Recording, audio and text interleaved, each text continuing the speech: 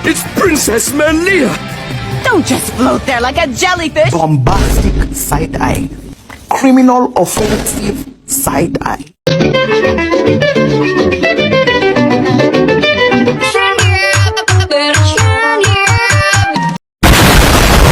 That tree, you go to school and learn the golden rule. So why are you acting like a bloody fool? If you get hot, then you must get cool. Bad boys, what you gonna do? Hai teman-teman, di sini kami akan membahas materi tentang pengaturan barang dagang dan kebijakan harga. Yang pertama-tama, materi pengaturan barang dagang. Pertama kami akan membahas tentang berbagai alternatif pemberian barang dagang. Baik, yang pertama ada merek nasional. Merek nasional juga dikenal sebagai merek pabrikan, adalah produk yang dirancang, diproduksi, dan dipasarkan oleh vendor dan dijual ke banyak pengencer yang berbeda. Nah, di sini vendor bertanggung jawab untuk mengembangkan barang dan memproduksinya dengan kualitas yang konsisten dan menjalankan program pemasaran untuk membangun citra merek yang menarik. Nah, di sini contoh merek nasional ada deterjen, Tide, kaos polo, Ralph Lauren, printer, Howlett. Yang kedua ada merek toko. Merek toko atau juga disebut merek dagang swasta, merek firma atau merek sendiri adalah produk yang dikembangkan oleh pengencer. Dalam banyak kasus, pengencer mengembangkan desain dan spesifikasi untuk produk merek toko mereka, kemudian membuat kontrak dengan produsen untuk memproduksi produk tersebut. Dalam kasus lain, vendor merek nasional bekerja sama dengan pengencer untuk mengembangkan versi khusus dari penawaran barang dagangan standarnya yang akan dijual secara eksklusif dan pengencer. Dalam kasus ini, vendor atau produsen merek nasional bertanggung jawab atas produksi barang dagangan tersebut. Nah, ada 3 contoh merek toko. Adalah yang pertama merek toko premium, kemudian merek eksklusif, dan merek peniru. Merek toko premium menawarkan kepada konsumen sebuah produk yang sebanding dengan merek produsen dalam hal kualitas. Terkadang dengan penghematan harga yang sederhana, merek eksklusif dikembangkan oleh vendor merek nasional seringkali bekerja sama dengan pengecer dan dijual secara eksklusif oleh pengecer. Kemudian yang kedua, yang terakhir ada merek peniru. Meniru merek produsen dalam penampilan dan kemasan. Umumnya dianggap kualitasnya lebih rendah dan ditawarkan dengan harga lebih murah. Nah, yang alternatif lainnya yaitu ada merek generik. Dalam arti tertentu, merek generik sebenarnya bukanlah toko maupun merek nasional. Merek generik adalah label dengan nama. Nah, komoditas dan akibatnya tidak memiliki nama merek yang membedakannya. Produk-produk ini menargetkan segmennya yang sensitif terhadap harga dengan menawarkan produk tanpa embel-embel dengan harga diskon. Produk-produk ini biasanya digunakan untuk obat resep dan komoditas seperti susu atau telur.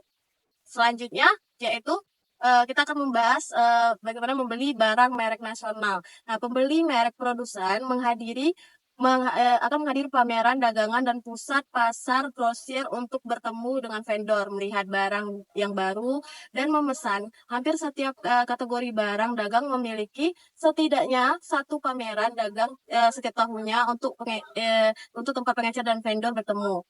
Selanjutnya, ada memahami bagaimana pengecer mempersiapkan dan melakukan negosiasi dengan vendor.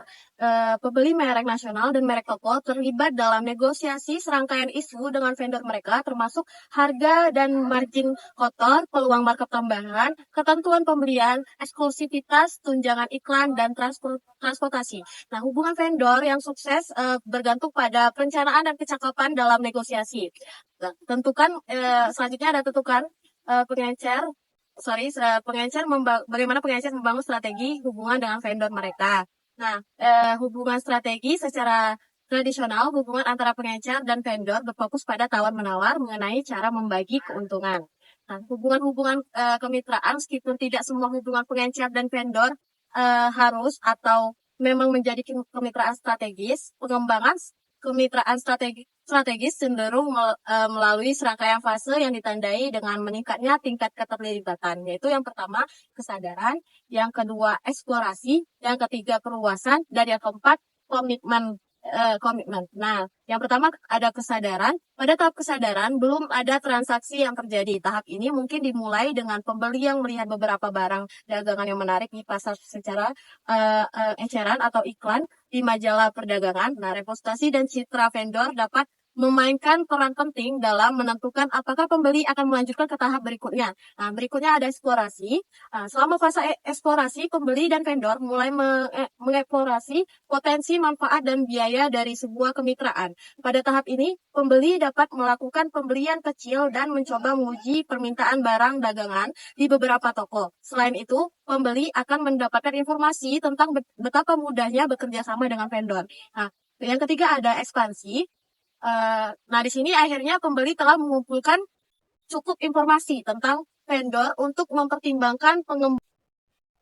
Selanjutnya ada eksplorasi. Selama fase eksplorasi, pembeli dan vendor mulai mengeksplorasi potensi manfaat dan biaya dari sebuah kemitraan. Pada tahap ini, pembeli dapat melakukan pembelian kecil dan mencoba menguji permintaan barang dagangan di beberapa toko. Selain itu, pembeli akan mendapatkan informasi tentang betapa mudahnya bekerja sama dengan vendor.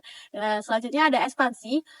Di sini akhirnya pembeli telah mengumpulkan cukup informasi tentang vendor untuk mempertimbangkan pengembangan hubungan jangka panjang. Pembeli dengan vendor menentukan apakah ada potensi hubungan yang saling menguntungkan bagi mereka untuk mulai mengerjakan program-program bersama dan jumlah barang dagangan yang terjual meningkat. Yang terakhir ada komitmen. Jika di sini jika kedua belah pihak terus merasa hubungan tersebut saling menguntungkan, hubungan strategis memerlukan kepercayaan, tujuan bersama, komunikasi yang kuat, dan komitmen finansial. Ayo, kamu mungkin kamu menjelaskan tuh materi tentang pengaturan barang dagang dan kebijakan harga. Cuma aku paham belum? Mana ada, aku belum ya ngerti tentang kebijakan harga tuh. Cina Materi tentang kebijakan harga itu seharusnya dia sih yang jelasin, tapi entah orangnya kemana. mana orangnya? Oh, mana orangnya? Deh, Deh. ya. Apa gue manggil-manggil kok? Bisa juga yang jelasin materi selanjutnya. Nova kok belum paham. Oh iya, psikologi mau jelasin. Nah, kalau tentang kebijakan harga, dalam proses barang dagangan, tentunya kita perlu menganalisis sebuah strategi harga yang mana telah mencakup dalam dua strategi seperti harga tinggi atau harga rendah, dan harga rendah yang terjadi pada setiap hari.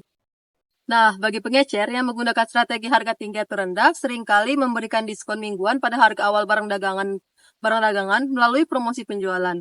Namun, beberapa pelanggan belajar untuk mengharapkan penjualan yang sering dan hanya menunggu sampai barang dagangan yang mereka inginkan mulai dijual dan kemudian membeli dengan harga yang rendah. Padahal saat ini, banyak sekali pengecer, khususnya seperti supermarket ataupun toko diskon, yang telah mengadopsi beberapa strategi harga rendah yang terjadi pada setiap hari. Nah, strategi ini menekankan kesinambungan harga eceran pada tingkat antara harga non-obral, reguler, dan harga obral diskon besar-besaran dari pengecer tinggi ataupun rendah. Meskipun pengecer menggunakan strategi harga yang konsisten, mereka terkadang mengadakan obral tetapi tidak sesering pesaing mereka yang menjual dengan harga tinggi atau rendah. Kemudian, ketika kita mengatur barang dagangan, perlu untuk kita menentukan harga eceran yang mana hal ini terdiri dari 5 faktor yang perlu kita pertimbangkan, seperti kepekaan konsumen terhadap harga, yang kedua persaingan, yang ketiga penetapan harga layanan, yang keempat faktor analitis yang mencakup seperti biaya ataupun kemampuan internet, dan yang kelima masalah hukum atau etika. Selanjutnya, terdapat sensitivitas harga pelanggan. Umumnya, ketika harga suatu produk tersebut menjadi meningkat, penjualan produk tersebut menurun karena semakin sedikit pelanggan yang menganggap produk tersebut bernilai baik. Kepekaan pelanggan terhadap harga menentukan berapa banyak unit yang akan dijual pada tingkat harga yang berbeda. Jika pelanggan di pasar sasaran sangat peka terhadap harga, penjualan akan menurun secara signifikan ketika harga meningkat. Jika pelanggan tidak terlalu peka terhadap harga, penjualan tidak akan menurun secara signifikan jika harga dinaikkan. Dan salah satu pendekatan yang dapat digunakan untuk mengukur sensitivitas harga pelanggan adalah eksperimen harga. Contohnya, seperti price skimming, di mana perusahaan seperti Tesla menetapkan harga tinggi pada peluncuran produk baru, kemudian menurunkannya sesering waktu untuk menjangkau konsumen yang lebih sensitif terhadap harga. Adapun keuntungan dari strategi penetapan harga, yang pertama meningkatkan laba. Nah, seorang pengecer akan memberikan harga yang lebih tinggi kepada pelanggan yang tidak sensitif terhadap harga. Sedangkan untuk pelanggan yang sangat sensitif terhadap harga, maka pengecer akan memberikan harga yang lebih rendah. Yang kedua, menciptakan kegembiraan. Dengan menciptakan kegembiraan, kita bisa membuat obral yang menarik untuk menarik banyak pelanggan dan bisa menciptakan suasana yang baik. Yang ketiga, menjual barang dagangan yang lambat. Nah, ketika barang kita susah untuk dijual, maka kita perlu untuk memberikan diskon untuk menghabiskan stok barang yang kurang laku. Pengecer dapat menetapkan harga di atas, di bawah, atau setara dengan pesaing. Kebijakan penetapan harga yang dipilih harus konsisten dengan strategi keseluruhan pengecer dan posisi pasar relatifnya. Nah, kenapa sih pengecer perlu melakukan potongan harga? Hal ini dapat diklasifikasikan sebagai obral untuk membuang barang dagangan atau promosi yang bisa menghasilkan penjualan. Ketika barang dagangan terjual lebih lambat dari yang direncanakan, akan menjadi usang pada saat itu juga, apalagi jika barang itu barang musiman. Maka kita perlu untuk menjualnya untuk menghabiskan stok barang tersebut. Kemudian terdapat masalah hukum dan etika ketika kita melakukan penetapan harga.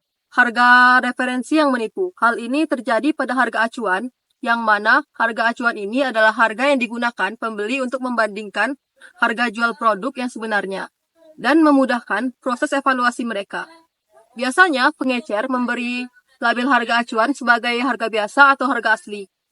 Ketika konsumen melihat harga jual dan membandingkannya dengan harga acuan yang diberikan, persepsi mereka terhadap nilai produk atau layanan tersebut memungkinkan akan meningkat. Kemudian yang kedua, harga predatory, di mana harga predatory ini muncul ketika pengecer dominan menetapkan harga di bawah biaya pokoknya untuk menyingkirkan pengecer pesaing dari bisnis. Akhirnya, predator berharap untuk menaikkan harga ketika pesaing tersingkir dan memperoleh kembali laba yang cukup untuk mengompensasi kerugiannya. Dan yang ketiga, yaitu penetapan harga horizontal, di mana dalam penetapan harga horizontal ini melibatkan kesepakatan antara pengecer yang bersaing secara langsung untuk menetapkan harga yang sama. Sebagai aturan umum, pengecer harus menahan diri untuk tidak membahas harga atau syarat dan ketentuan penjualan dengan pesaing. Jika pembeli atau manajer toko ingin mengetahui harga pesaing, maka mereka harus melihat iklan pesaing, situs webnya ataupun tokonya. There's a stranger in my bed. There's a pounding in my head. Glitter all over the room. Pink flamingos in the pool. I smell like a minibar. DJ's passed out in the yard. Bobby's on the barbecue. This a hickey or a bruise. Pictures of last night ended up online. I'm screwed. Oh well. It's a blacked out blur, but I'm pretty sure it ruled. Damn. Last Friday night, yeah, we danced on tabletops. Man, we took too many shots. Think we kissed, but I forgot. Last Friday night, yeah, we maxed our credit cards. And you kicked out of the bar, so we hit the boulevard. Last Friday night, we went streaking in the park, skinny dipping in the dark, then had a menage a trois. Last Friday night, yeah, I think we broke the law. Always say we're gonna stop. Here's Friday night, do it all again. Here's Friday night. Saatnya sudah esok hari. Terima kasih dan jumpa lagi. Oke teman-teman, terima kasih sudah menonton videonya. Aku pun